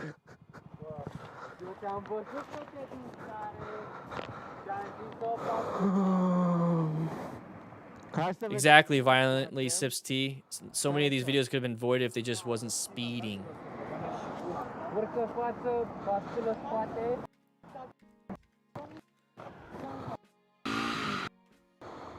Yeah, use code, yeah, rock form, guys. Rock form, link in the description. Your phone won't fly off.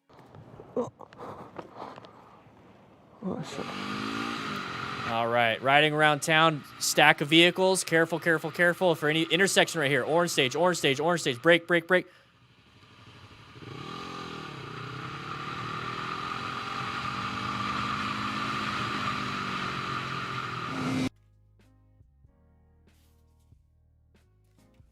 What? Did somebody do something correct? What? Ooh, baby, we're gonna have some fun with this one. All right, so we're going through this area, okay? So we're in orange stage right now because we're going through an intersection. Great, let's go.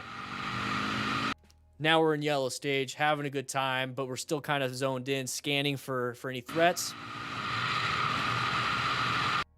All right, so right here with my situational awareness, I know that there's an intersection.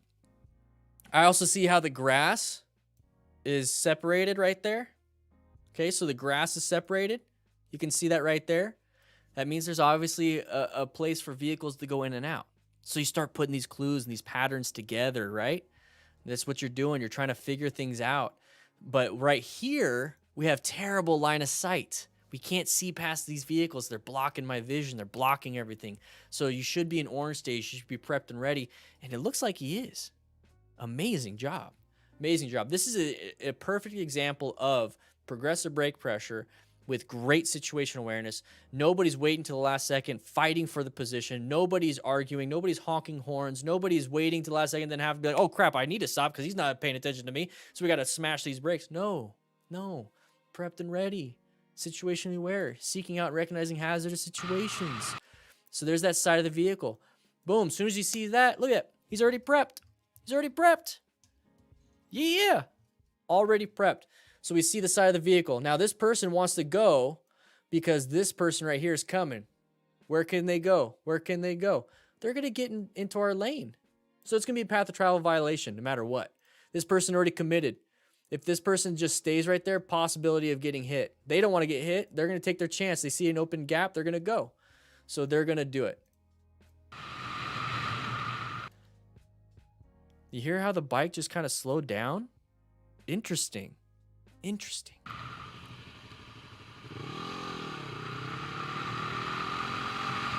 And look it.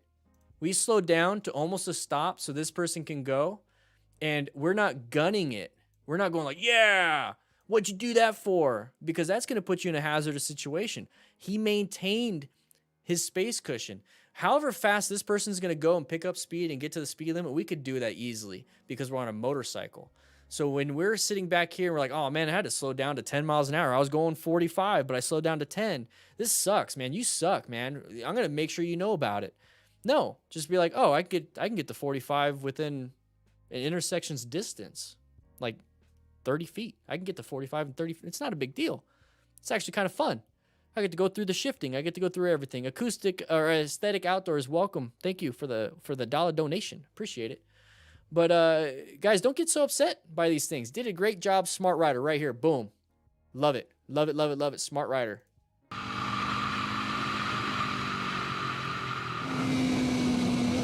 All right, so watch out for this. Going a little fast. There's the corner right there. It's going right. Slow down. Slow down. There you go. ABS. Oh, a little gravel got you, though.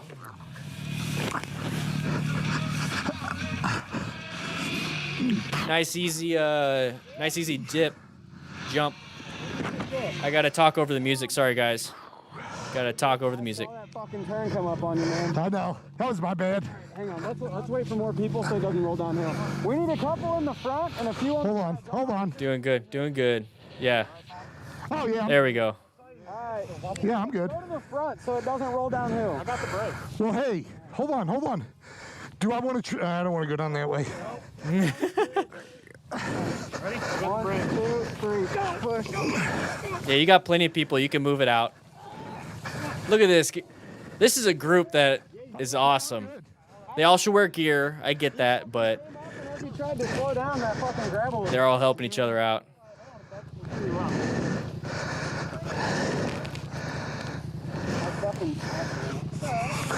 Oh, yeah, I'm good.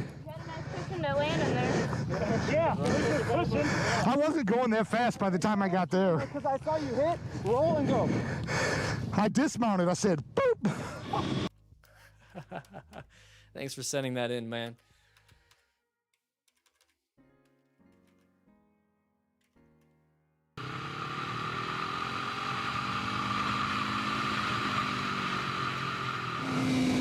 All right, so you're riding over here. Okay, so you notice how you can't see anything past that? That's because it's a crest of a hill. So we talk about blind turns going this way and you can't see, you know, like around this turn because they have all this stuff. So you need to work within, you know, this vision right here because you can't see anything. So you need to work within here. Well, it's the same concept when it comes to the crest of a hill. You see how you can't see anything? It's because it's right there. Now, one thing you can do And one thing that I like to look at, because I grew up in Yuma to where there's all these farm fields and you can't tell where the dirt roads are, is you look at telephone poles and power lines. So you see how it's going this way? It's going this way. I think there's one right here. I think there's one right there. You see how there's like none over here? There's none over here, but the telephone poles are going this way, so it's like this, right? So more than likely, that's what the turn... Now, these are all assumptions, but this is going to kind of give you an idea, and this is another reason why I like to have my Rockform phone mount on my handlebars, is because I put GPS on, and it tells me, you know, like where it's going, you know, where the turn is going. I like to have it follow, so it's like using a video game UI, you know, the map. You know, like in Grand Theft Auto, I like look down real quick, like, oh, the turn's gonna go this way, so okay, I got to be prepped and ready for it. So that's what I use my phone for when it comes to having it on the handlebars. I don't use it for very much other than that. But that's what I see right here. Okay, so now you can kind of see a little bit of the road. You can see a little bit of the road right there. So that should definitely tell you should probably slow it down. Slow it down, because you're going to have to make this turn. And it's like this really weird turn where you start on a hill and then you go down. So it might be this weird off-camber type of turn where you need to take it a little bit slower than a normal turn. It's not like NASCAR where it's all banked up. So he's now slowing down. He's decelerating, and he's applying the brakes. It's not going to be enough. Should have done it prior. Maybe not speed up so much. Understand how much you can slow down and stop with whatever speed you're doing it on. So if you want to test out your high speed braking and everything, get on the interstate and then go on an off-ramp. So you're going 75, 65 miles an hour. Get on the off-ramp and start downshifting. Start applying the brakes. That is your testing. Do that as it's a safer way to test your higher speed braking.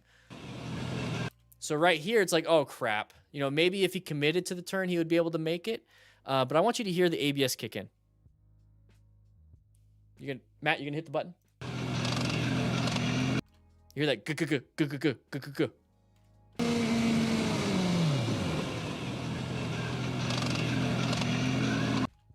That's the ABS kicking in. So he applied a ton of brake pressure. If this was anybody else's bike that didn't have ABS, let's say this bike, he's riding the same bike, just not the ABS model. Good chance of fishtailing. Good chance of maybe dumping the bike. Good chance of not having the traction needed to slow down this much to where he did go off the road at a higher speed. So ABS is a great safety thing to have on your, I don't know what to say, but it's a great safety feature. There you go. To have on your motorcycle. It's not going to save you 100% of the time, though. It's going to help mitigate issues. So every little thing that you add, safety feature-wise, helps mitigate a problem. At the end of the day, if you're user error, if you're going out there speeding, you're not slowly pressing and rolling, you're not searching for these hazards, you're not planning your ride, position yourself for safety, locate hazards, adapt to hazards, and negotiate threats. If you're not doing that, it doesn't matter how many safety features you have. It doesn't matter how much skill you have. You need to be able to know what you're supposed to be doing in the first place. So all this gravel is pretty scary. Easily lose traction there. He kept it up, though. Starts to low side it because of it. So very important. Grabs traction, almost high sided right there. But I'd rather fall in this stuff. My only concern now at this point is a snake.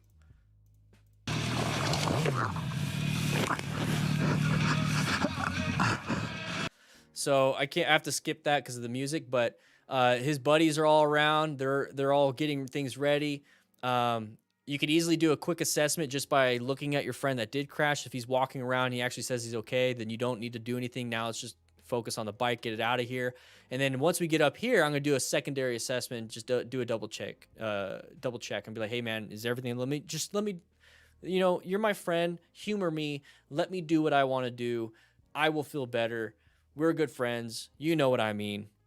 I'll just double check everything. And that's just kind of how I would do it.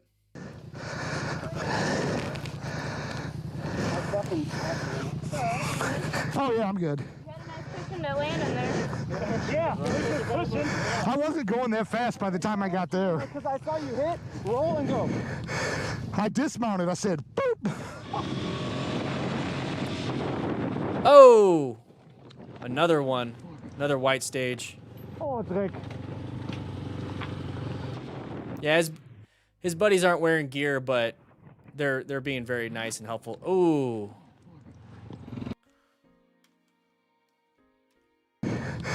I dismounted. I said, boop. All right, so we're riding around. We're having a good time. We do know that there's somebody in our mirror because we saw after the fact there's people behind us. We're in the blind spot. We're coming into this blind spot. We have this hazard here, the possible path of travel. This right here, all those things, this is all I have to work with. I don't like that. I don't like that. At this point, I'm rolling off the throttle to get out of this person's way. It'll increase my space cushion. It gets me away from these people. I don't like being this close. So we're riding though. We're riding. At this point, it's like, why is this white car stopping? Well, I don't know.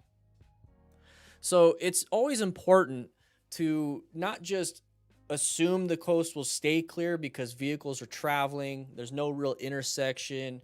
I'm just going to follow behind the white vehicle because they're just kind of maintaining a path. They're dividing the sea. You know, they're making a path for me. No, that's not the case. You got to ride your own ride. Okay, we talk about that all the time when you're riding a group ride. Ride your own ride. And what that means is that you're actively searching for things. You're in yellow stage. You're in orange stage. You're hopefully never in red stage. You're hopefully never in white stage. And then you're hopefully never in brown stage. But you're constantly scanning things. You're constantly. You're not just following this person. You're constantly scanning. And when that happens, when you're doing this, okay, nothing here, nothing here, nothing here, nothing here. This guy's slowing down. Why? Oh, we got this person right here. Okay, this is a hazard. Okay, decelerate and prep for it. That's what you need to do constantly. But we weren't paying attention. So this goes back to, if you're not paying attention to what you're supposed to be paying attention to, you're never going to find it until it's too late. We were focused on the people behind us. Maybe we're focused on, great scenery. And I understand that's a beautiful thing when it comes to riding a motorcycle. You have all these good sceneries. Also, guys, click join. Click that little join button right there. Yeah, click it. What happens is you become a member. We need to be scanning, though. We need to constantly be scanning. And, okay, let's say he has the best fundamental skills in the world. The best skills. Best braking, everything. This isn't enough total stopping distance for the speed. It doesn't matter. Does not matter. So we're going to try to stop. Nothing. Absolutely nothing. And it's only because we weren't paying attention. If we were paying attention, this would not have been an issue. So this was a mistake. This was a mistake on this rider's part. Obviously didn't want to crash into a Mercedes. Obviously the Mercedes driver did not want somebody to crash in the back of them because they were trying to stop for a pedestrian. It's a mistake. So this isn't one of those situations where we should get on these people and be like, hey, you dumb, why'd you do that? Well, they obviously didn't want to. They probably got hurt. They probably embarrassed by it. The simple fact that we have this video is very important because now we have an after action review of a motorcycle crash. So this should tell us not to not pay attention. We need to pay attention. This is the reality of what happens if you do not pay attention. And that's very, very, very, very important to understand. Oh, Dreck. He's riding with friends. Not paying attention, impact. There's the face. Your head goes right into the back of that. And I've had a patient that it was a fatal accident. This was kind of the same concept, but it was a T-bone instead of a rear end. The motorcyclist T-boned a car, and that top ridge where the top of the car is, the top ridge, and then you can open the door and there's the frame of the window. Anyways, face right into it right here. Boom. Like if this was the top of the car and then his face, boom, right here. Half helmet. Three-quarter helmet. What do you think happened? You guys watch The Predator? You ever seen The Predator without his mask on? Yeah. That's exactly what happened. That was the moment I decided to full face. I was wearing a 3/4 Bell Custom 500, and as soon as I saw that, nope, full face. I want a chin bar. Didn't survive. So I watched somebody else crash and have a fatality, did my own after-action review of what I could do better because of that fatality I personally witnessed and worked on, and I decided with that knowledge to buy a full face helmet. I'm using that knowledge and these videos to teach and mentor you guys. And that is what I want you to take out of these after action reviews. Not to make fun of, but to take this knowledge and say, I can do something better because this situation looks an awful lot like what I'm in right now. I want you guys to do that. Side of the vehicle, side of the vehicle, side of the vehicle, side of the vehicle, and good swerve. I think this is a two-parter. Here it is. It's gonna... Nighttime, low visibility. All right, we're gonna go over both of these. Like, are you kidding me?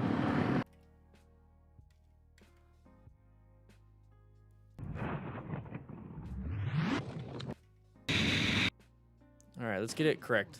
There we go. All right, so we're riding in this area.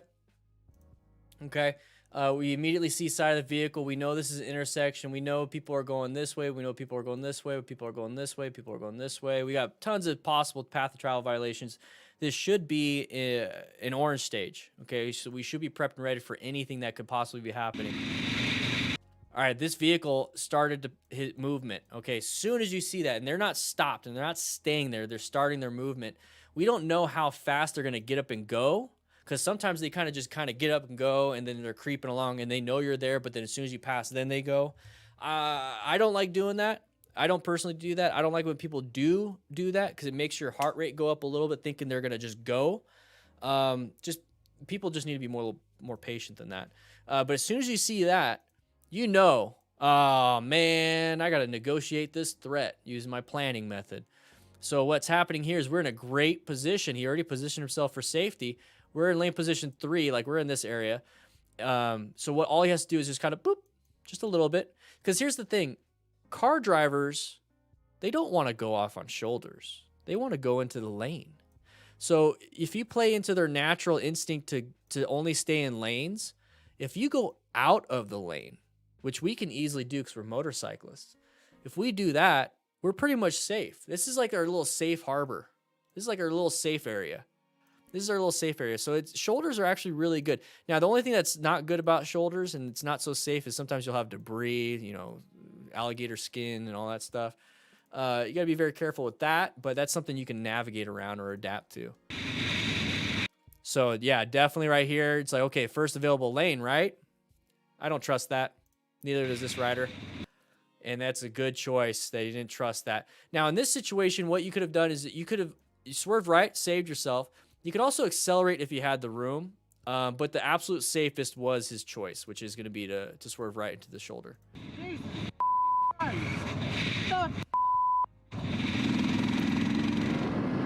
So in this situation, it's the same rider. Our lane is moving. So this car is actually moving faster than this car. And then this car is like, well, this car is moving faster than this car, so I'm going to go in front of him and not really look. That happens all the time. Now, maybe they did look, but our little baby headlight, motorcycle headlights, don't do very much. It kind of just shines right here.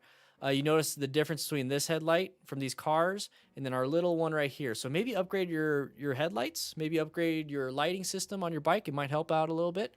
But this driver is not going to see you.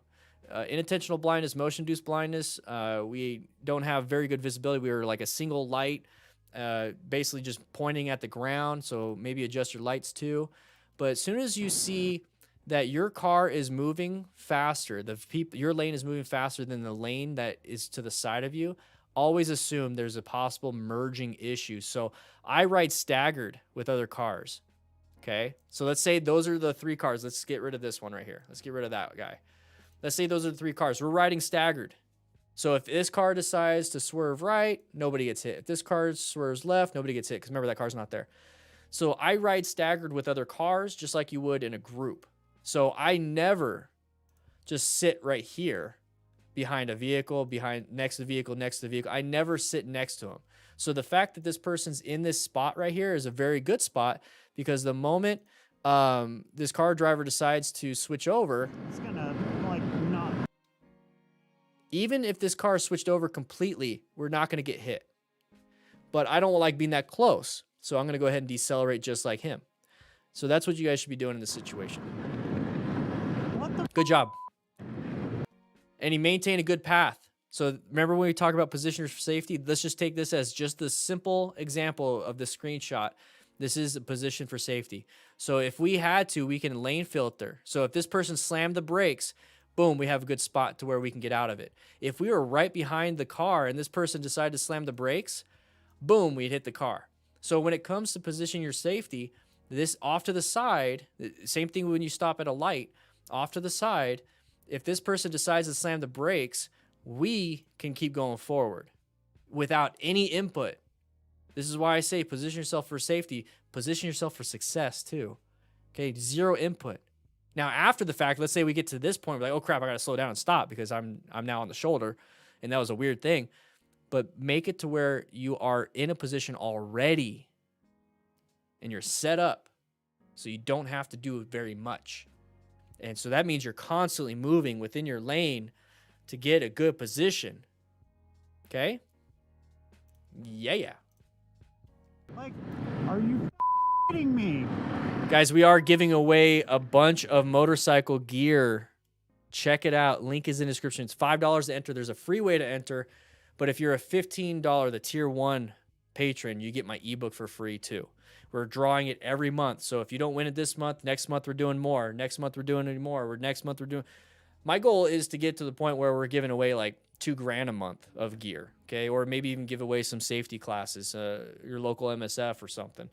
But join up, okay? And it doesn't have to be gear. If you win, it's a Revzilla gift card, so buy some frame sliders. Maybe buy some upgraded parts for your bike. Buy some lighting.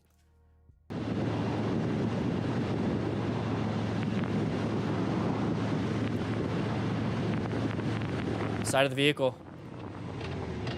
Another one. Matt, Justin, signed up. Whew. And if you just want to get the ebook, the ebook is on sale for $18.50 on my website. But if you sign up as a tier 1 patron, you get entered into the giveaway and my ebook. So it's actually even further discounted with a chance of winning gear. Huh. Anyways, we're going to go right here. We got side of the vehicle right there. So that is going to make you understand that it's an intersection, right? Possible path of travel violation. But guess what? He's already orange staged, prepped and ready. Yeah. Prepped and ready, baby. So orange stage already removed. He already perceived that there's a possible threat. He reacted and removed any reaction time, and now he gets to slow down and stop. It is a Harley. It's crazy, huh?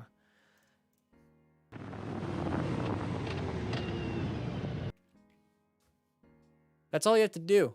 Just slow down and kind of wait, because this person's gonna go. Now, yeah, it's upsetting because now I had to slow down. You took my path of travel. I have to slow down for you. I shouldn't have to slow down for you. I should just be able to go like I'm supposed to. Ugh. Guys, we're on a freaking motorcycle. We're on a motorcycle. This dude's in a crossover. Who's having more fun? Doesn't matter if you have a little inconvenience. They're still having a better day than this person probably. So that's what you should be thinking about. Hey, as soon as this person gets going, as soon as they get going like this, I'm going to let them take off, and I'm going to get some good speed and get to the speed limit as quick as I can because it's a lot of fun, but stay the speed limit. Go on with my day. Yep. And if you're over here sitting, listening to music on your Rockform mount, not the Ram mount, guys, don't get that. Get the Rockform mount, okay? Use the link in the description for 25% off, okay? Go ahead and change that out. Change that out.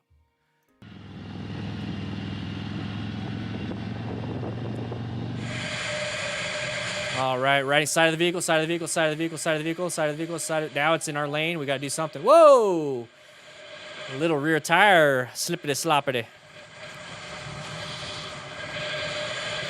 Whew. Nah, it's just cheaper. Cheaper doesn't always mean better forged. All right, so we're riding right here. A little crooked, you know, the camera angle. All right, as soon as you see that, as soon as that person crept out, it's like, intersection, orange stage, maybe it should be prepped and ready, and maybe I should just get off screen like this, and then, no, so be prepped and ready, guys. Be prepped and ready. Make sure you know what you're doing, okay? Orange stage right here. So cover those brakes, get ready, understand progressive brake pressure, have all these skills already in place through parking lot practice. Use the second channel, motorcycle training concepts, all on the bike stuff, practice. I do situation awareness in real time while riding in town. I also have parking lot practice, fun things to do. That way you have your fundamental skills. That's the whole thing about being a smart rider. Seek out and recognizing hazardous situations, which is right there, right? Intersection. So go into orange stage. Maintain your fundamental skills by going to the second channel, acquiring and utilizing personal protective equipment with the links in the description. We do have a bunch of resources for you, like RevZilla stuff. And then, rescue other riders. We got accidentscene.org, link in the description. Take an online class, get it, $5 off using code DDFM, and then teach and mentoring other riders. Take somebody under your little wing, right? Help them out a little bit. So right here, we're going to catch up to this, okay? We're going to catch up to this. There's nothing, if you just roll at the throttle, you're the inertia of you rolling, holding the clutch, you're just going to coast. You're still going to be faster than this person because that person went from zero, maybe zero, let's say 5 miles an hour, to now having to get up to your speed. It's not going to happen that quickly.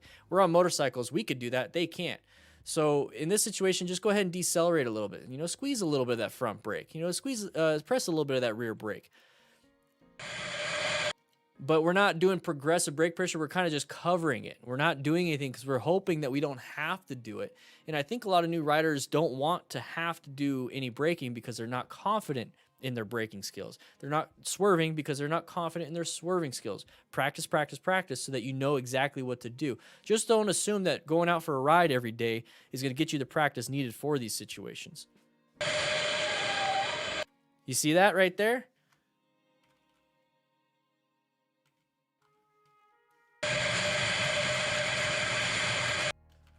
So watch, he's going to fishtail just a little bit because he smashed that rear brake and lost traction on that tire. He released it, so then it grabbed traction again. Now he's able to apply a little bit more brake pressure. So if you ever do have a problem and you start to fishtail it because you're applying way too much rear brake, go ahead and release that rear brake. But the problem is you still need to stop, so now reapply it when you have traction.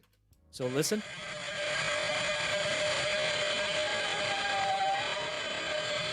You saw that? It's like... That right there is a little too much rear brake, lost traction, started to fishtail. But the problem is we still need to slow down because we have this car right here. So what do we do? What do we do? What do we do? Well, it looks like this car is giving us an out just in case. I don't want to take it because I don't trust that this car is not going to go over and take up the whole lane. So I still need to stop or slow down in time. So I just need to match this person's speed with my deceleration. That's what I have to do. That's all I have to do. So just apply a little bit front brake. We're not even applying anything yet. Okay, apply some front brake. We're doing the opposite.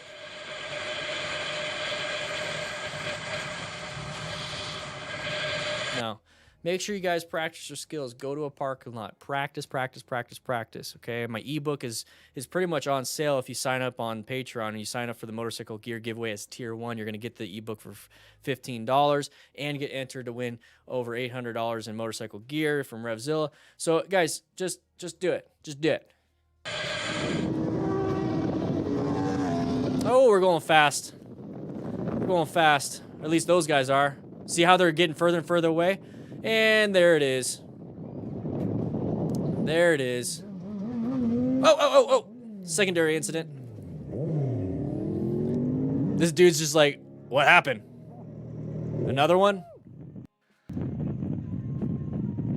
Too wide into a turn. Imagine if there was signage saying to slow down or this was a sharp turn, right? Interesting.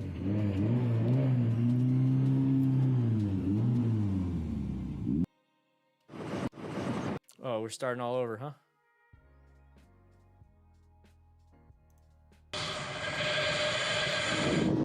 All right, here we go. Here we go. We're riding. Okay. Anybody want to help me out with the kilometers per hour on this one? 192 kilometers per hour. I don't know if that's correct. Maybe. Well, these people are going faster, decided to pass us up. Now, cornering is very, very dangerous for motorcyclists. So are intersections. So are a lot of things. But corners and intersections are a really big killer of motorcycle riders because we go too fast in corners. The thing with intersections, people turn out in front of us, and there's multiple factors involved on that. The thing is, you guys are saying 110, 119, 120, around 115? Damn, they're going fast. The thing is, when it comes to the corners, speed is the factor. So these guys are hauling butt, right? And the people in front is actually hauling faster butt. So we have a blind corner right here. Okay, and I keep telling you guys, okay, this is as far as we could see. It's like, okay, well, the road keeps going. Why? The road doesn't just end there, Dan. It doesn't. But you're assuming that it's clear. You're assuming it's clear. And you're also assuming that you can take this corner at 120 miles an hour on a, I'm pretty sure, I don't know. A lot of people can. I've seen some baggers, Laguna Seca recently. So, but those are professional racers. This is an adventure bike. Now, a lot of the people up front that crash are on sport bikes. But the thing is, do you really think they have the advanced training from an advanced class? No. So this is all just based on what I've seen on the internet. So I'm going to try it out. And we went a little too wide. Hit right here. Now we're tumbling. Massive injuries. These guardrails and these pieces of wood are very strong. Very strong. You're just going to get separated in half. There it is. And now we have a secondary incident of possibly crashing. Now, thankfully, this guy can actually get up and walk. Exactly. Maxiverse videos are good to show you what not to do. I agree. Same thing with Maxi, you know. But, yeah, let's not talk about this on this channel. Absolutely zero reason to. Just don't do what they do. It's basically what happens here all the time on these after action reviews. So you got to be very careful when it comes to that. Oof. Oof. Slow it down, guys. Slow it down. Slowly press and roll. Be as safe as possible. There's so many things that go into this, and here's the one thing that you could do to not even have this problem. Slow down. Just slow down. Ay, ay, ay. Whew. Wow. Wow, wow, wow, wow, wow, wow, wow. Lots and lots and lots of stuff happening during this whole thing. I had a ton of fun, guys. It's been an hour and 57 minutes. We went over 21 motorcycle crashes and close calls. A few good smart riders, a few not so good smart riders. We are giving away a bunch of motorcycle gear. Basically, a $400 RevZilla gift card, a $250 RevZilla gift card, a $150 RevZilla gift card, first, second, third, and place. Check it out. Link is in the chat. Link is in the description to enter. We also have, you become a member by clicking that join button. We got 3 new members today. Almost 200 likes. Click the like button before you leave. But man, we're getting so much stuff. RevZilla gift cards every month. Next month, I want to raise it to $1,000. I want to raise it to $1,000. Sooner or later, I want to start giving out a bunch of other things. So we might actually do like the top 10, maybe, places 4 through 10 get a bunch of stickers and the crew patch and a few other things that I have here. But guys, sign up. There's a free way to enter. There's a $5 entry. The $15 entry gets you my ebook and entries, and then it just keeps going on from there. Check it out. Link is in the description. But if you can't, and if you don't want to, that's perfectly fine because you have all this gear and everything. Here's what you can do. You can join the Discord. The Discord is absolutely free. And it's a lot of fun. We got 5,000 members in the Discord. 5,000 members in the Discord. Woo.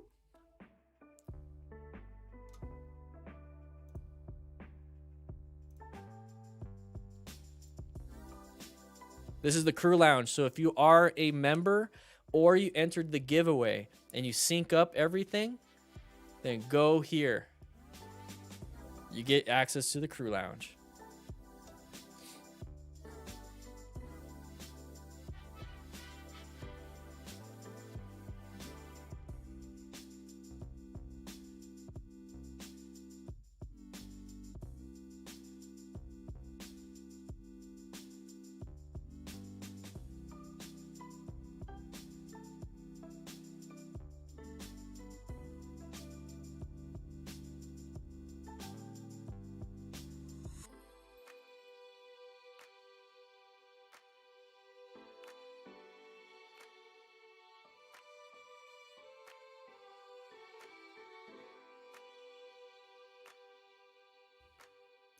I always post when I go live on the Discord. So if you want to know when I go live, join the Discord.